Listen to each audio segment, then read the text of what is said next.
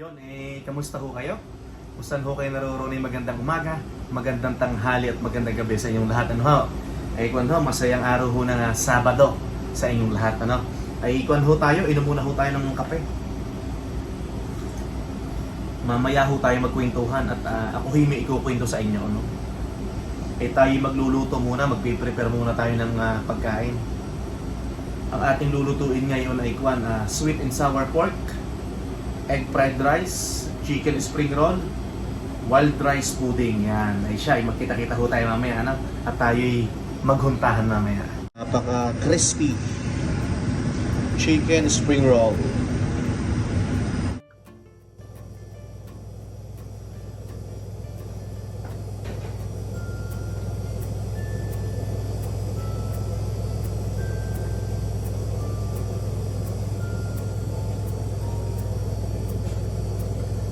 Kain ho tayo, no? Kung saan ho kayo naroroon ay mag-iingat ho ang lahat, ano? Ikakain muna ho tayo bago umuwi. Bali, nagluto nga ako kanina ng sweet sour pork at saka fried rice, ano ho? Yan, kain ho, kain. Thank you, Lord. Tayo maghuntahan muna, ano ho? Masayang araw ho ng Sabado sa inyong lahat, ano?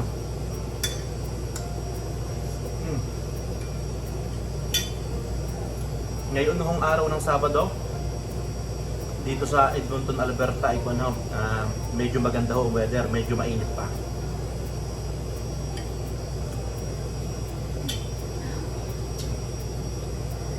Nakagutom?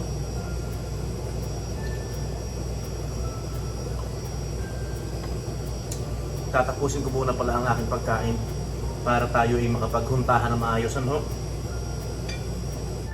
Una ho sa lahat ako nagpapasalamat ho kay Lord at natagpuan ko ho ang trabahong ito, no?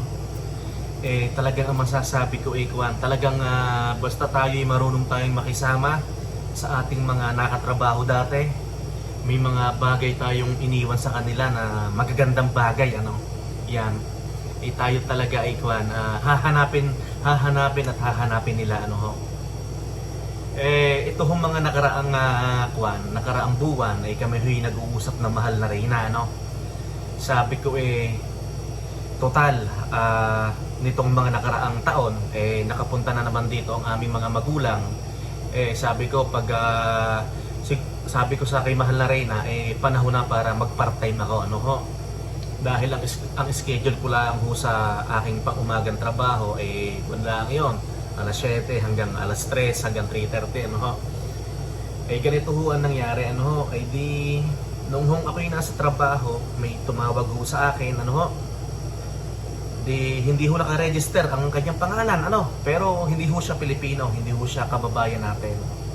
Ang sabi sa akin, hello, this is Howard. Ang sabi ko, who's this? This is Chef, your chef. Tapos sinabi niya, Chef Guru. So naalala ko na. Tapos ang sabi sa akin may trabaho ka ba? Nasa warehouse ka ba? Bibigyan kita ng trabaho, maganda ang sahod dito. Tapos magbubukas pa lang this week. Yan. Next week. Sabi ko, sige, walang problema. Kaso part-time lang ako, kako.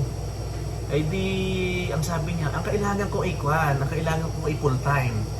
Ang kailangan ko ay alauna ang start mo, yan. Sabi ko hindi pwede yun dahil dito sa warehouse ko medyo ayos ang sahod ko, kako, at maganda yung benefits. Tapos sabi ko may profit sharing pa kami, kako. Sabi ko sa kanya, siya chef, paano ba yan? Yun talaga ang yun lang talaga kaya ko ibigay part-time.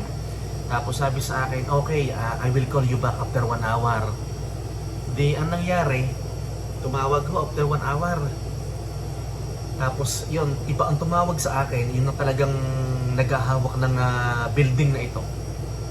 Na yan, may nagrekomenda sa akin na pangalan mo, ikaw daw ay strong cook na katrabaho ko daw niya dati dito sa Edmonton, yan. Sabi ko yan, nakatrabaho ko nga po siya. Sabi, nagpaliwanag ako na gayon. Tapos sabi ko, willing naman ako mag-work ako kasi total naghahanap din ako ng part-time. Kaso kako, hindi ko iiwan ang full time ko. Ang gagawin kong mangyari kako, Eh, paglabas ko ng warehouse ng 3:30, bigyan mo ko ng schedule na alas 4. Yun. Kaya ho ngayon, ang aking schedule ay alas 4 ng hapon hanggang 7:30 ho ng gabi. Diretso na dito sa trabaho ito. Eh ngayon, in-explain ko din sa kanya na hindi ako pwede ng Sabado at Linggo. Tapos ang sagot niya sa akin, yung first 2 weeks lang, bibigyan kita ng Sabado at Linggo kasi mag-o-open pa lang ang kusina. So pumayag ho naman ako, kaya nga ngayon ay Sabado ay ako hinarito. Ayan.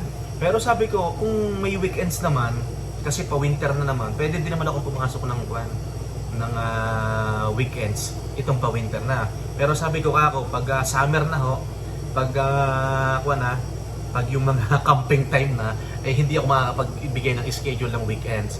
So Saturday at Sunday wala kang bibigay, lalo na sa next year pag mga summer na. So sa kasalukuyan, sabi ko yan, Monday to Friday lang ako. Pero kung kinakailangan naman at Sabado at Linggo, ay di ako papasok yan. Yun naman ho, di ako nagpapasalamat kay Lord kasi nga nagte-text na rin ako sa mga iba kong kaibigan, mga kakilala dito na ako nangangailangan ng part-time, at sabi ko wala na naman dito ang aking mga magulang, so pag umaga lang naman ako sa trabaho. Ayan, so hey, how are you? Good. Yeah. Pasensya na ho kayo at naputol at may humingi ng hot sauce, Ayan. Ay ako'y malapit na umuwi. Ay ako'y nagbablog-vlog na lang ng kaunti, At yun, nagkasundo ho kami. Yun, bali pagkatapos ko nga ng warehouse, diretso ho ako dito. Ayan. Mga simple ho lang naman yung mga ginagawa ko ho dito, kasi syempre ako ho din naman ay matagal na ho din ako nagluluto, Tsaka syempre ito ho naman ganitong kaliit na kusina, ay kayang-kaya ho natin ito, May kasama ho ako kanina. Bali umalis na siya, Syempre hindi ko naman siya pwedeng isama sa vlog, Yun, so yun lang po, at ako nagpapasalamat kay Lord at nakatagpo ko tayo ng part-time, Sabi nga ng aking misis, ng mahal na Reyna, kahit kaya mo pa ba yan? Kasi meron ka ng full-time, tapos may part-time ka pa, tapos minsan mag-cleaning pa tayo, may schedule pa tayo ng mga cleaning. Sabi ko na lang, pag may schedule ng cleaning, pwede namang hindi ako pumasok dito, pwede naman yun. Pwede naman ako magpaalam. O kaya hanggang 7:30 lang naman ako, pwede naman after ko dito, diretso tayo ng cleaning. Yan. Sayang ho kasi nag-usap din kami ng aking anak ni Utoy. Sabi ko, wala tayong masyadong activity nitong winter, si Papa magpa-part-time na lang muna. Pero pwede naman tayong mag-snowboarding sa weekends pag talagang siguro ko na yun mga January na yun, pag marami na talagang snow, yun, nakapag-share lang ho ako na ako po isang part-time lang dito. At napatunayan ko talaga na pag maganda ang iyong pakikitungo sa iyong mga nakatrabaho, pag maganda yung iniwan mong alaala, ikaw kontakin at kukontakin yan. Biruin mo ang sabi sa akin someone recommend you because you are a strong cook, yan, fast learner, yan, mabilis daw akong kumilos, malikse, yan, hindi naman ho sa pagbubuhat ng sariling bangko, yun naman hong edad kong ito, maliksi pa din naman ho tayo sa kusina, talagang kung sa akin, may pagmamalaki pa rin, yan. Yun, napakabait dito, so maluwag siya, yan. Basta ang confidential lang dito, sabi sa akin, yung recipe, wag mong pamimigay yan. Kasi our recipe is very confidential, So, ang pinapakain lang namin dito ay 30 to 40 na tao, Yan, so 3 kusinero sa umaga, 3 kusinero sa gabi, yan. So, yun, ako na lang ang natira. Yan. Siya kamusta ho kayo, Wala na akong masabi at ako lang ay natutuwa at ako'y nakatagpo ng ganito, Hindi masyadong mahirap, hindi kagaya sa mga pinagdaanan kong kusina na talagang gulpihan. Ito medyo, yan mga aking damit, napakalinis pa ako yan, diba? Yan, nakatetext lang ng mahal na Reyna, si Utoy, tsaka mahal na Reyna, nag-text kanina, ay pupunta doon siya doon sa doon sa warehouse. At sila din maglilinis na. Pag-out ko dito, susundan ko sila doon at aking aalalayan, Ayan. Ay nakakatuwa ho So sarap ho ng kain. Ito lang ang ayaw ko dito Pag ako'y nasa kusina, ay kain na naman ako ng kain. Ayan. Ay kung pwede lang iuwi yung mga pagkain dito, inuwi ko na eh. Kaso yung protocol sa amin, itapon, titimbangin mo, tapos itatapon mo, tapos ire-record mo, no? Yan. Yan, wala na ho akong gagawin. Mag-check na lang po ako ng mga temperature ng freezer. Mag-check na lang po ako ng ng mga dapat patayin dito, dishwashing machine. Yan. Yung mga oven namin, i-check na lang namin. Yan. Ako din ho'y natutuwa at medyo maganda ho ang sahod eh. Talagang ayos din. Hindi ko man nakakalain na gano'n ang i-offer sa atin. Ano ho? Yan. Bali, sasabihin ko na ho, ano? Kung ho daw ako'y papasok dito na full time, o-operan ako ng 26. Yan, ano ho? Pero kung ako'y part-time lang, inoperan ho ako ng 24. Sabi ko, wow, not bad. No? So, nakakatuwa ho naman, ano? Siya ipakita natin sa screen. Baka sabihin naman ako nagayabang, ano ho? Siyempre, ang gusto ko ay may katunayan, ano ho? Yan. Ay, sana makauwi na kami next year. At sana makapamasyal kami sa mga iba-ibang lugar, ano? Siyempre, meron akong part-time, no? Tapos meron pa kaming maliit na clinic, kaunting maliit na negosyo. Yan. Sabi ko nga kay mahal na Reyna, total, yung mga magulang natin dito ay napapunta na natin dito sa Canada, napasaya na natin sila. Tayo na naman kako ang mamasyal, ang maglibot-libot, ano ho? Ayan. Pero ang priority namin, sana makauwi ho kami ng Pinas, ano? At iniisip ko din ang aking lola, medyo maedad na. Siyempre gusto ko makita, ano? At ang aking lola ang sumuporta sa akin nung nag-aaral ako ng kolehiyo. Ayan. Ay, thank you Lord, ano? Wala akong masabi kung di thank you Lord. Ang swerte ko sa trabaho na to, mabait yung amo. Ayan. Thank you Lord. Wala na akong masabi. Ayan. Nag-share lang ho ako ngayon ng mga yung aking pakiramdam, ano? Natutuwa ho ako, no? Panibagong opportunity to, new opportunity, no? Ayan. Pero syempre, hindi naman ho ako nag-resign doon sa full-time ko. Part-time ko lang ho ito, no? Tapos Monday to Friday pa. Pero itong first 2 weeks, yan, papasok ako ng weekends. Kasi syempre nga, bagong bukas, nakakahiya naman. May mga inaalalayan ho din ako dahil yung ibang kasama ko, yung mga baguhan ho din, ano? Mga bata, ano ho? Yan. Tapos ano pa ba yung may share ko? Tapos yung interview ho dito sa ganito, based on my experience, hindi na ho kagaya sa atin sa atin sa Maynila na tell me about yourself. Ano yung mga ganun, yung parang medyo yung masyadong formal ho yung interview sa atin. Dito nung in-interview ko sa telepono, ang sabi sa akin, ito yung schedule. Kaya mo ba to? Tapos ganitong oras mag-o-open ang kitchen. Ganitong oras magsisimula ang pagdi-display ng pagkain. Tapos ganitong oras magsasarado. Ito yung menu natin, yan. Tapos yun, pina-check sa akin yung mga menu, sinend sa email, yung ganon, ganito yung recipe ganitong recipe. Ganon lang ho, parang formality. Yung interview lang talaga, regarding lang talaga sa gagawin mo, parang tatanungin ka lang kung kaya mo, no? Yan. Ganun lang ho kasimple, ano? At talaga ho namang sobrang simple lang ng trabaho dito. Talagang kailangan mo lang talaga dito intindihin yung recipe, sundin yung recipe, yan. Tapos ilabas mo ang pagkain on time, iiwan mo ang kusina daw ng malinis, yun ang number 1 na rules dito. Iiwan ang kusina na malinis, yan. Tapos syempre yung safety tsaka yung hygiene, no? Yung mga inilalabas namin pagkain, dapat naka-temperature check yan. Yan. Yan, ganun lang ho, ano? At malaking tulong ho din itong aking part-time na ito.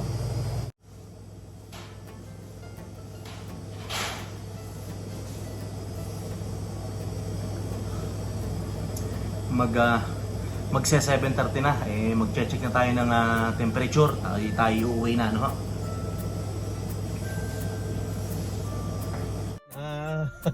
Pupunta naman tayo sa cleaning. Pupuntahan natin si Utoy at saka ang mahal na Reyna. Mahaba pa yung oras natin, tsaka hindi naman tayo pagod dito. Ay, thank you Lord, nakalipas ho ang isang araw, no? Ay, bago ko pala makakalimutan, Castaño family, Tito Warren, Tita Sheriel, congratulations nga pala sa inyong bagong tahanan, ano? Congrats Castaño family. Tito Warren, nag-message ako sa iyo kanina, baka mapaaga ang dating namin bukas. Dahil kailangan ako dito. Pero bahala na bukas. Kung try ko mag-text dito na baka pwedeng hindi na ako dito pumasok, try ko lang ha, hindi ako sigurado.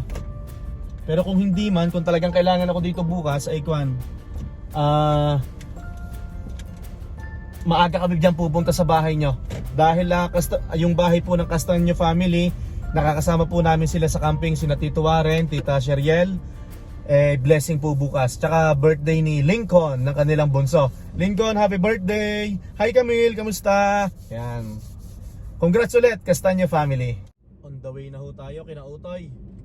At makakatulong pa ho tayo kahit kakapiraso, kahit tagatapon man lang na basura.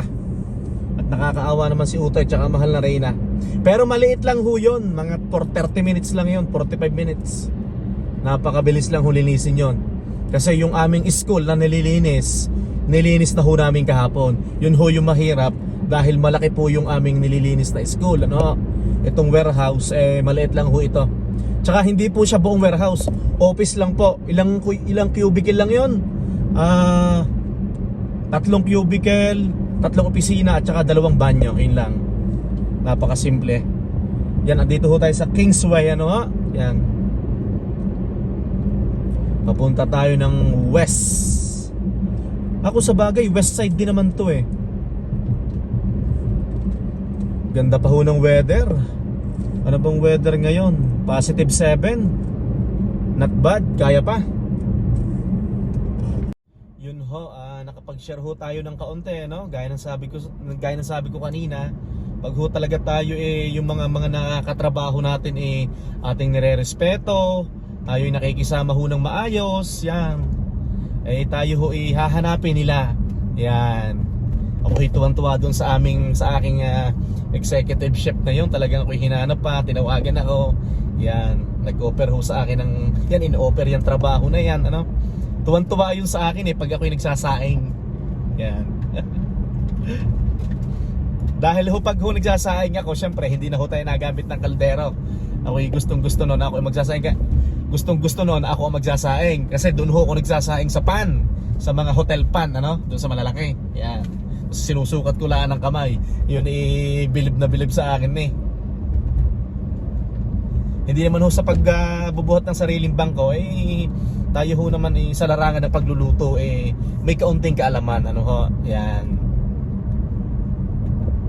Tsaka yung pagluluto yan hindi na mawawala yan sa akin, ano ho. Ako nga ho galak na galak. Noong first day ko dyan, ako'y tuwan-tuwa na.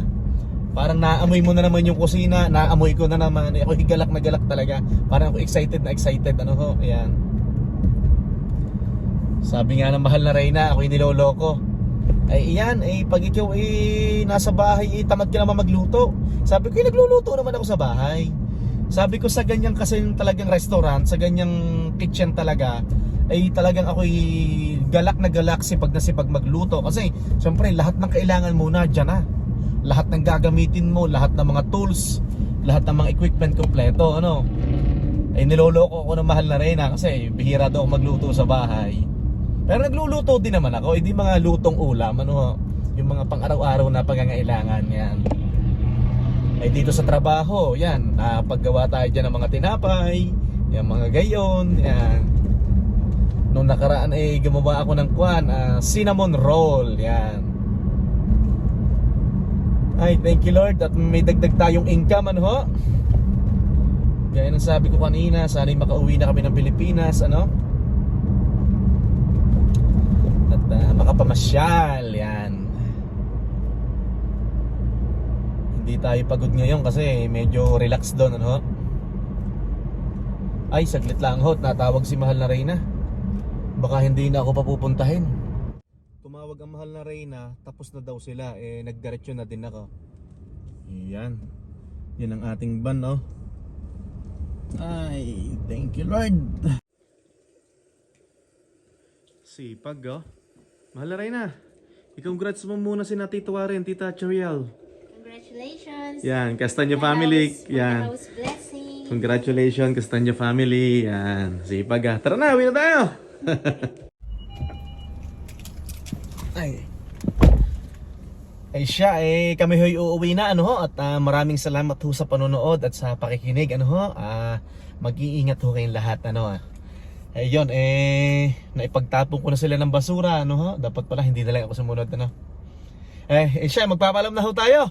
At syempre, hindi ho matatapos ang araw na to na hindi ako nagpapaalam sa inyo. Kung saan ho kayo naroroon ay magandang umaga, magandang tanghali at magandang gabi sa inyo lahat. Masayang araw ho ng Sabado. At bukas ho, have a blessed Sunday everyone. Ingat ho lahat. Bye-bye! Hanggang sa muli po.